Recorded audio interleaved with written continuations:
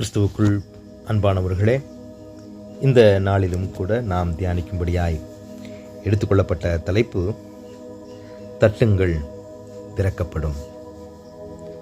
வேதப்பகுதி பரிசுத்த லூக்கா 11ஆம் அதிகாரம் வசனங்கள் 9 முதல் 13 முடிய. நாம் கதவை தட்டினால் கண்டிப்பாக அது திறக்கப்படும். நாமும் அதன் வழியாக உட்பிரவேசிக்க முடியும்.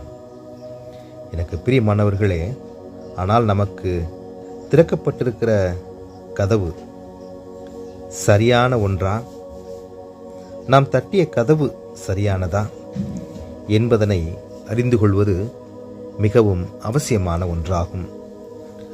ஆவிக்குரிய வளர்ச்சி இல்லாத கிறிஸ்தவ வாழ்க்கையில் அதனை கண்டுகொள்வது சற்றே கடினமான ஒன்றாகும். நாம் ஆவிக்குரிய வளர்ச்சியை பெறும் பொழுது நிச்சயமாக இதனை குறித்து நாம் சரியாக நிதானிக்க முடியும்.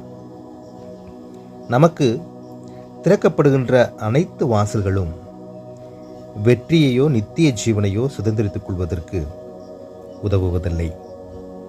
சரியான கதவை தட்டி நமக்கு திறக்கப்படுகின்ற வாசல் வழியாக நாம் பிரவேசிக்கின்ற பொழுது மட்டுமே நன்மைகளையும் ஆசீர்வாதங்களையும் மேன்மைகளையும் பெற்றுக்கொள்ள முடியும் என்பதிலே எவ்வித மாற்று கருத்தும் இல்லை. யார் அந்த சரியான வாசல்? பரிசுத்த யோவான் 10:9 குறிப்பிட்டுள்ளபடி இறைமகன் இயேசு கிறிஸ்துவே அந்த வாசல். ஆண்டவர் இயேசு கிறிஸ்துவை நாம் விசுவாசித்து அவரை ஏற்றுக்கொண்டு அவர் கற்றுக் கொடுத்த வழிகளை கடைபிடித்து அதன் வழியாக நாம் பிரவேசிக்கும் பொழுது, காரியங்களை செய்யும் பொழுது, கீழ்ப்பிடிதல், தூய்மை, பரிசுத்தம் இவைகளை கடைபிடித்து நாம் காரியங்களை செய்யும் பொழுது, எனக்கு பிரியமானவர்களே, அதன் வழியாக நாம் தட்டுகிற கதவு, அவைகளின் வழியாக நமக்கு திறக்கப்படுகின்ற கதவு நிச்சயமாக நமக்கு ஆசீர்வாதத்தை கொடுக்கும். தேவனாகிய கர்த்தர் தம்முடைய ஐஸ்வர்யத்தின்படியே உங்களை பரிபூரணமாய் ஆசீர்வதிப்பார்.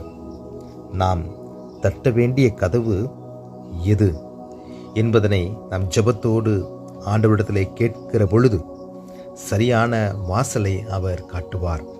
சரியான கதவை நமக்கு அவர் காட்டுவார். அதனை நாம் தட்டி அந்த கதவு திறக்கப்பட்டு அதன் வழியாக நாம் பிரவேசிக்கிற பொழுது, எனக்கு அன்பானவர்களே, மேன்மையான ஆசீர்வாதமான காரியங்களை நம்முடைய வாழ்க்கையிலே நாம் பெற்றுக்கொள்ள முடியும். அதனை விசுவாசத்துடன் தட்டி நீங்கள் போக வேண்டிய கதவை, போக வேண்டிய பாதையை சரியாய் அறிந்து கொள்ள தேவன் தாமே இதனை கேட்டுக்கொண்டிருக்கிற ஒவ்வொருவருக்கும் கிருபை அளிப்பாராக. ஆண்டவர் நோக்கி நாம் பிரார்த்தனை செய்வோம். கிருபையும் இரக்கமும் நிறைந்த எங்கள் அன்பின் கடவுளே, நீரே வாசல் என்பதை நாங்கள் அறிந்திருக்கிறோம், அதனை நாங்கள் விசுவாசிக்கிறோம்.